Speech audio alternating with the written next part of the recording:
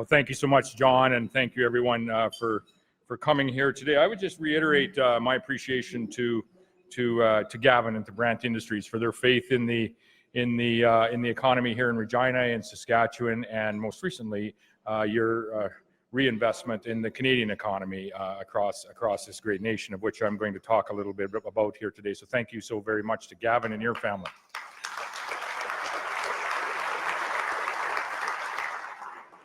And I'm coming back for Gary Bettman. Make sure of that. I also want to acknowledge the legislative colleagues from both sides of the House that are here today, the Mayor of Regina and surrounding communities. And I want to, in particular, acknowledge each and every one of you for coming here today on what is a beautiful fall day in September here in Regina. And it's very good for us to see the sun shining again. Our producers across this province have been looking for a break just like this in the weather so that we are able to finish our great prairie harvest here in Saskatchewan and across the nation. I also want to take the opportunity, and I hope that everyone had a good summer for whatever heat units we had this summer. I know in the Moe household we had a very busy summer actually, but we did get away to the lake for a few days to relax. We got in a couple days of fishing, a few days of golfing. But with our family, who doesn't live at home anymore, just actually my wife is about the only one that still lives there.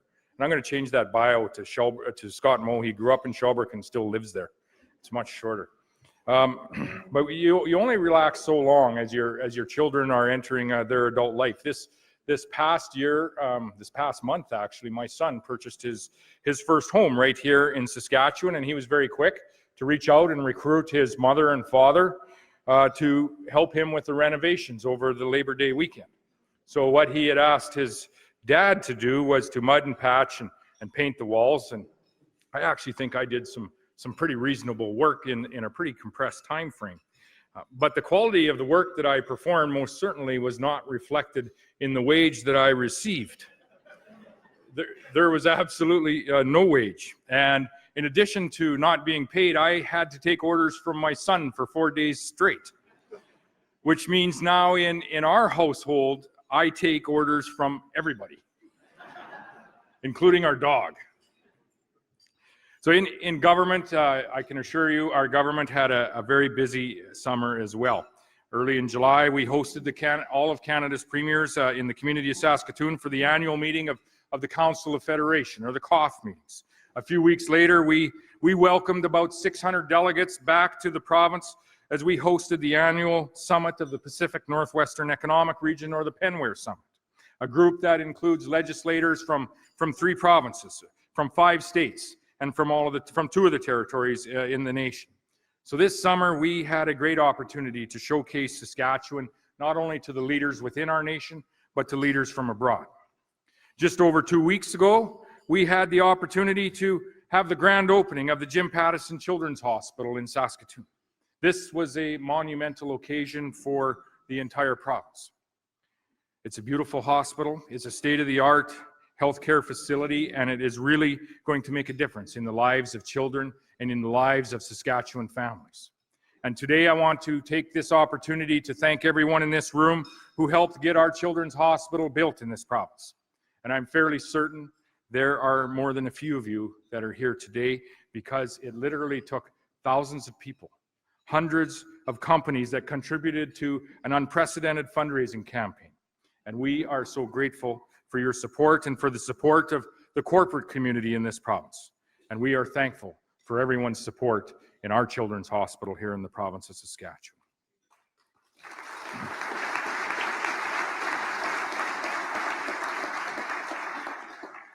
Well, summer is over, as we all, well, you couldn't tell if you went outside this week, but there is a new season upon us. And with the change from summer to fall in this nation comes a new political season, of which we're all well aware. We are well into a federal election campaign.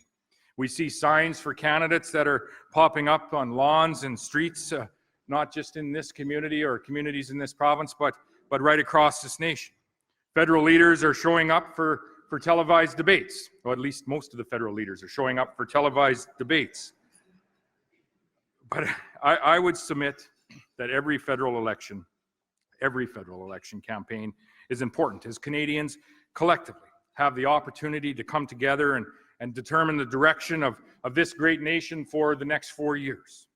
And this particular election, I think our nation, Canada, is at a crossroads. We have a crucial decision ahead of us as Canadians.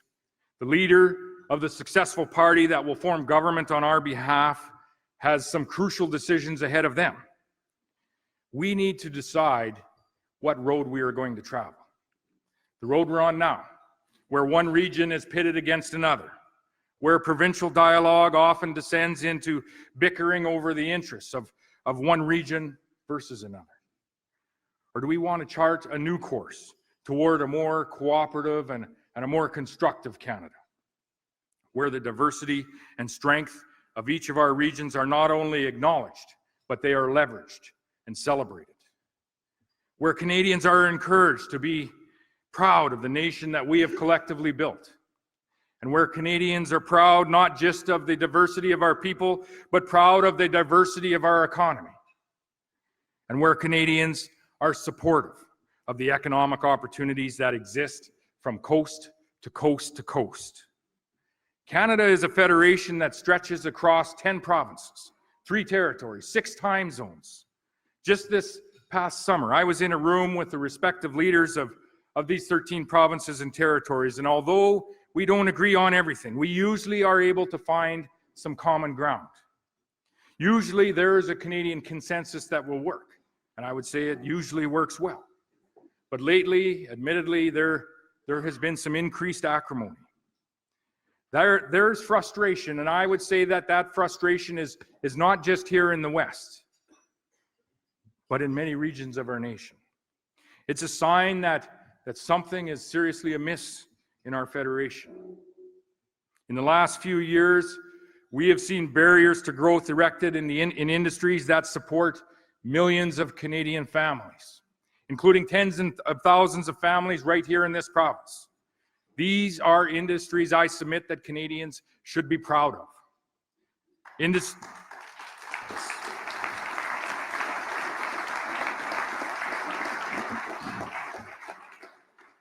Industries where Canada is a world leader in innovation and in sustainability. We've seen eroding competitiveness in these industries. We're witnessing a flight of investment capital, not just from Canadian investors, but also from foreign investors. In 2013, Canada saw $73 billion of foreign direct investment into our nation. 5 years later, in 2018, that was down to $51 billion. That represents a $22 billion hole in our Canadian economy. It also represents lost jobs, lost opportunity, and lost hope for families across this nation. Now, you aren't going to be surprised to hear which federal policies that I feel are responsible, at least in part, for the flight of this capital. You have heard me, likely most of you in this room have heard me mention the carbon tax a few times before. Well, let me just say one more time for the record, at least one more time for the record. The federal carbon tax is an ineffective tax that represents a gross violation of provincial jurisdiction. And worst of all, it does absolutely nothing to reduce emissions. The carbon tax is at the very center of a suite of recent federal policies that strike at the heart of our industrial sector. There's Bill C-69, which restricts the construction of pipelines and mines and other major industrial projects in this nation. There's Bill C-48, the West Coast tanker ban bill, legislation that impairs our ability in the West to export energy products overseas, but does absolutely nothing to limit the tankers that are delivering foreign oil to oil ports in the eastern parts of our nation. A blatant double standard unlike anything we have seen. And by the way, as bad as these policies seem, can you imagine a Canada with the federal NDP having a word in the future of our nation? NDP leader Jagmeet Singh yesterday released his party's Quebec platform in a national campaign. It would give Quebec a veto over any future national infrastructure projects in the province, including pipelines. The federal NDP calls this, and I quote, asymmetrical federalism. Well, I call this a good way to wreck the country. These are precisely the divisive policies that fail to recognize, fail to respect, and fail to encourage economic diversity in a strong and united nation. When we are anxiously awaiting the NDP leader in this province to comment on this federal policy, earlier, I also mentioned the $22 billion of missing investment in our nation, and I ask you this here today. Where do you think that missing $22 billion of foreign investment is heading? It's not sitting in a pile somewhere. It's actually heading south. It's heading south to places like North Dakota. Over the course of the last 2 years, North Dakota's oil production has increased by 30%. In a typical day in North Dakota, you will have more than twice as many rigs active than you will have active in this province. And one may ask, and I have asked, why would this be? Well, Canada imposes stricter regulations on our energy sector. The United States is doing something quite different. They're cutting red tape in order to increase their oil and gas production, in order to increase their export value. Pipelines in the U.S. are being constructed. Energy exports in the U.S. are increasing. Now, some in this nation are going to write off my comments here today as a Western premier that is just airing his usual grievances, but rest assured, there is dismay in other areas of this nation. In New Brunswick, home to Canada's largest oil refinery, the Irving Oil Refinery in St. John, a refinery that supports more than 1,600 Canadian families. In Newfoundland and Labrador, where they hope to boost their oil production. In Nova Scotia, where they are actively encouraging offshore drilling. The maritime provinces want to build strong, self-sustaining economies that provide good jobs for Canadians.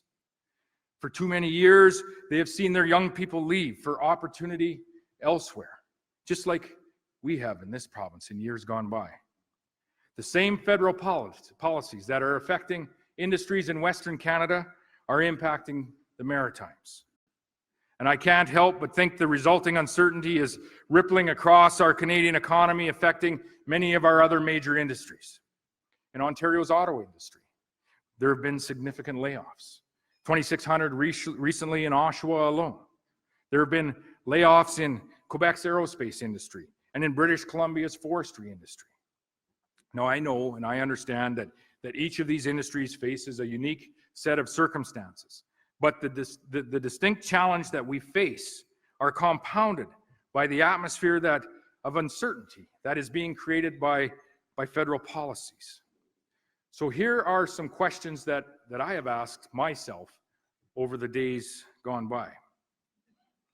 When in Canada did we stop being proud of the economic prosperity of all Canadian provinces collectively? In a strong and united Canada, should we in Saskatchewan not be proud of the job creation and the economic success that is occurring in other provinces? I would say yes, we should. In a strong and united Canada, should Canadians not be proud of the sustainable and job-creating investments that are occurring in this province of Saskatchewan? And I would say yes, they should. For example, all Canadians should be proud of the investment most recently at Gibson Energy Refinery in Moose Jaw, Saskatchewan, a facility that expanded production by 30% with no increase in greenhouse gas emissions.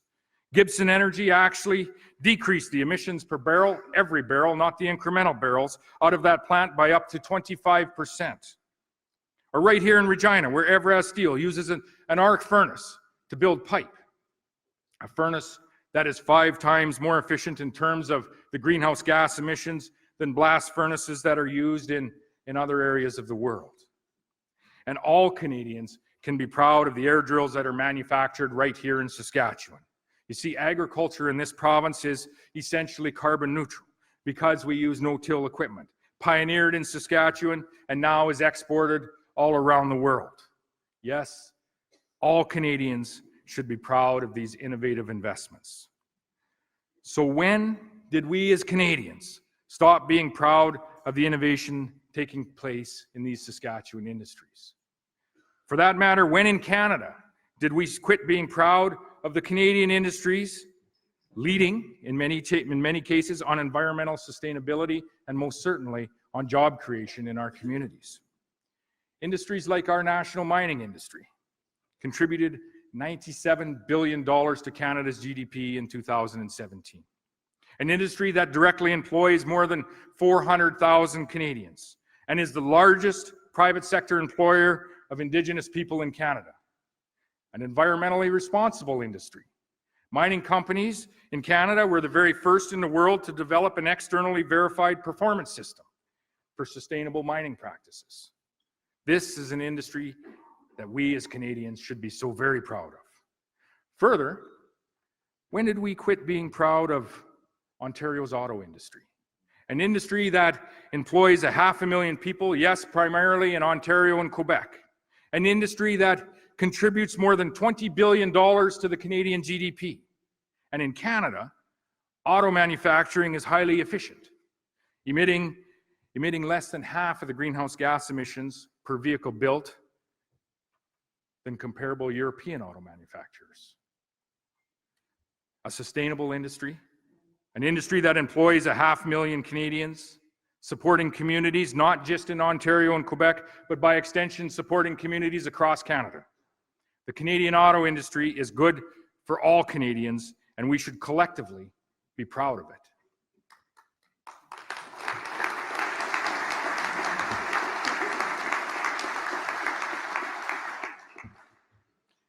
Likewise, we have the Canadian aerospace industry, predominantly, yes, located in Quebec, an industry that contributes more than $20 billion to our Canadian GDP, supports more than 160,000 Canadian jobs, an industry that last year alone invested $1.4 billion in research and development, investing in advancements that will keep Canadian aerospace companies on the very cutting edge of innovation around the world.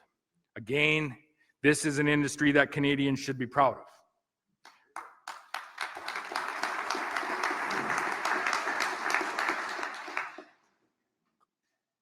Friends, I could go on. In fact, I think I am going to go on. The Canadian forestry industry contributes nearly $25 billion to our GDP, directly employs over 200,000 people. And here in our province, 30% of our forestry workers are Indigenous, compared to about 4% of the Canadian workforce as a whole. The Canadian fishing industry, contributing $6 billion to the Canadian economy, with fish and seafood products now exported to over 150 countries around this world. Canada's, not Alberta's, but Canada's oil sands employ more than 140,000 people across this nation, and they have reduced greenhouse gas emissions per barrel of oil produced by 28% over the course of the last 2 decades.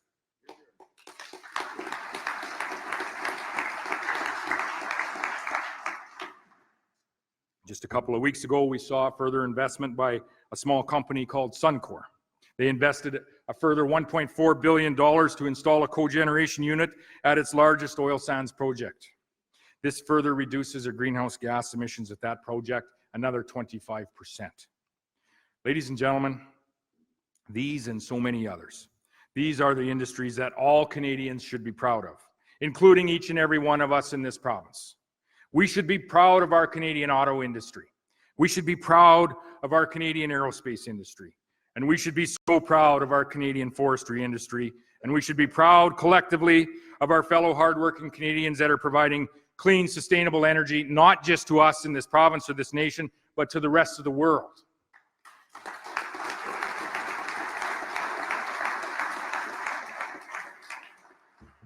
Ladies and gentlemen, we have every reason to be proud as Canadians, proud of what we have built together over the course of the last century and a half. And we ought to be optimistic about what lies ahead as we forge a new economy in Canada, as we see that new economy emerging right here in this province, in the fast-growing tech sectors in Saskatoon and Regina, which are consequently one of the fastest growing areas of technology in the nation. We see it in ag biotech. We see it in food processing. We see it in nuclear research. But my friends, remember this. Canada has traditional strengths that cannot be denied. Industries that will only become stronger, will only become more efficient, more competitive, and more sustainable with the support of local technology and innovation, and that can then be offered to the world. These Canadian strengths need to not only be acknowledged, but they need to be celebrated. Yes, we continue to build a new economy in this province and in this nation, but we are building and we are financing that new economy on the very foundation of Canada's primary industries: energy, mining, agriculture, manufacturing, forestry, fishing, and so many more. These are the essential elements of a Canadian economy. These are the elements that have and will continue to create wealth in our Canadian communities. These are the industries that have forged our very identity as Canadians. Industries that provide Canadians in every region with what I would say is an enviable standard of living. It is this opportunity to create wealth for ourselves, for our communities, for our province or our territory, and ultimately create that wealth for our nation that tie this country together today from coast to coast to coast.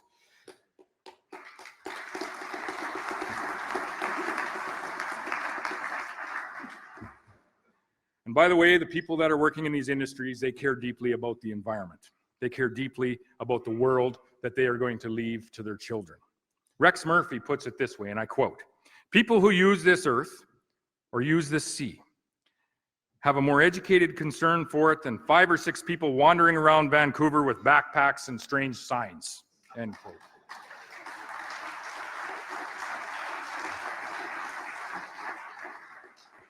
Well, as usual, Rex is correct. Farmers, ranchers, those who work in the energy and fishing industry, those who work in the forestry and mining sectors, they know the land. They have a deep and intimate knowledge of the land and the environment that is shaped from their very and informed by their very own and their very real experience with it. It's shaped by the work that they do each and every day. And my friends, as Canadians, individually, we understand this basic truth about our nation. It would be very beneficial for us as a great nation if we had national leadership that understood this basic truth about us as Canadians. Each of us cares about the environment in Canada.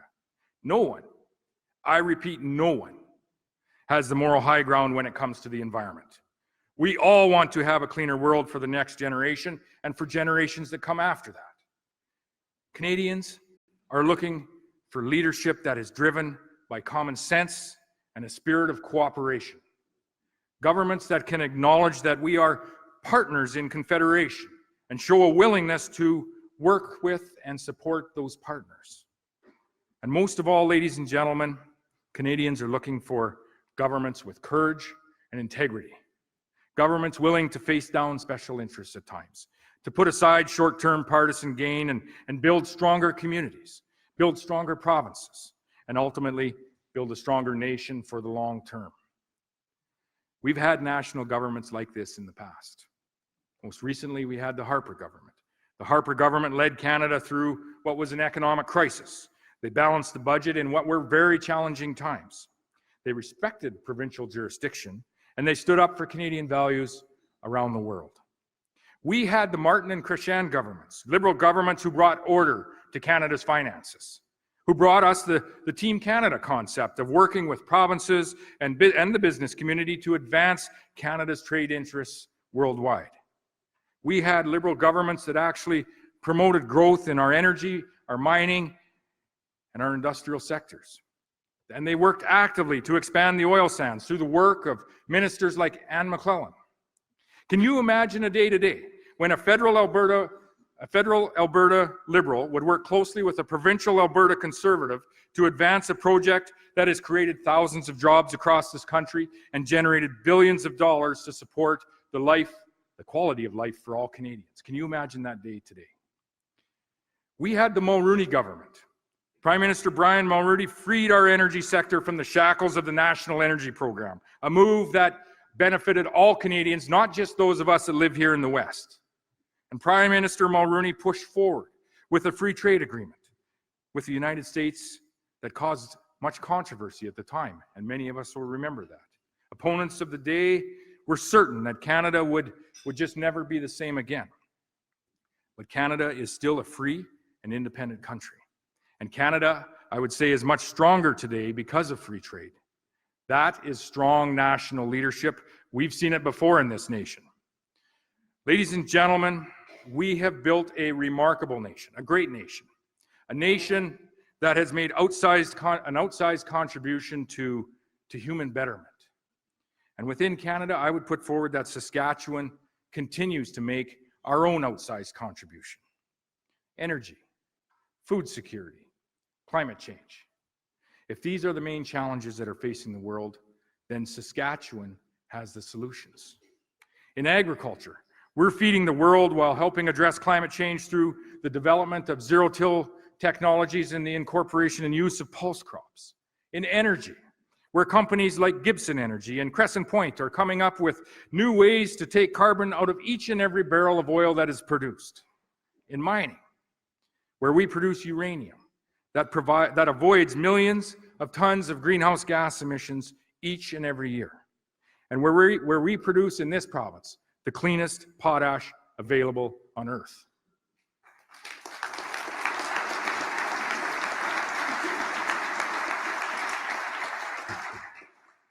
In manufacturing, where Evraz takes scrap metal and end-of-life cars to make pipe, using a process that is 5 times cleaner than conventional processes that are used around the world. Yes, Saskatchewan most certainly has the solutions, but so do our fellow Canadians.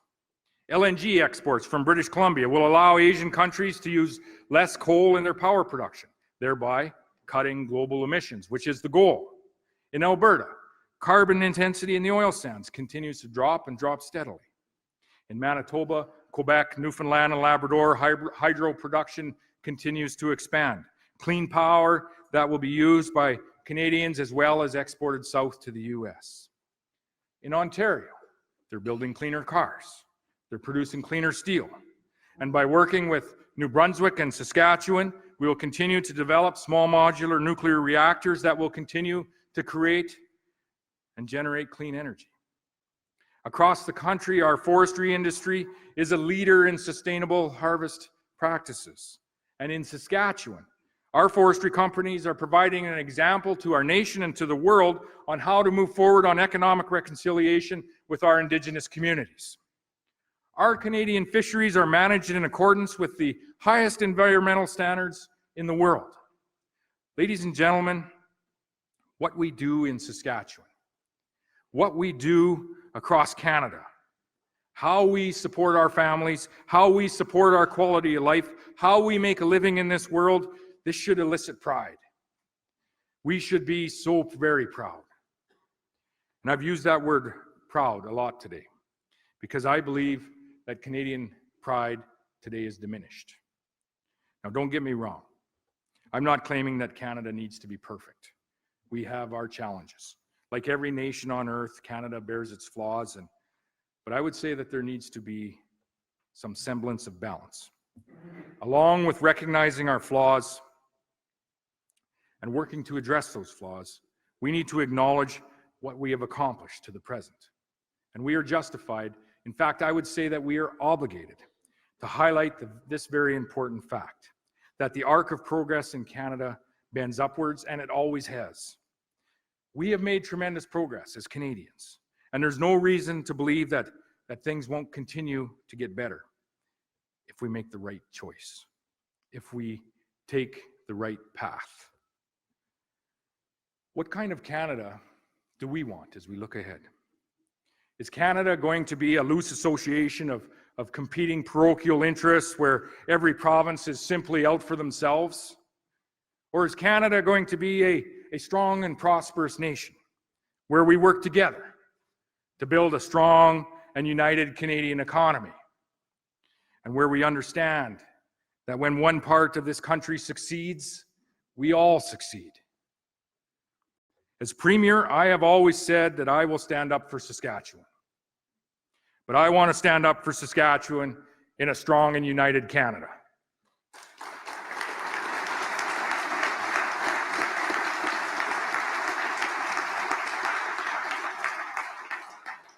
And that means we need to choose a Canada that is working together. A Canada that is proud of what we do, what we produce, and who we are in every part of this country. Are we truly Canadians first? My friends, let's work together to build that nation for our children and for generations to come.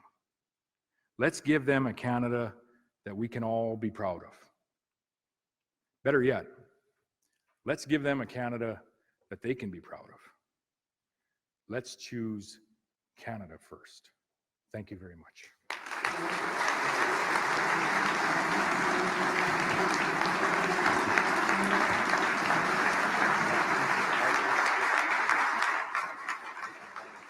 Thank you. Thank you very much.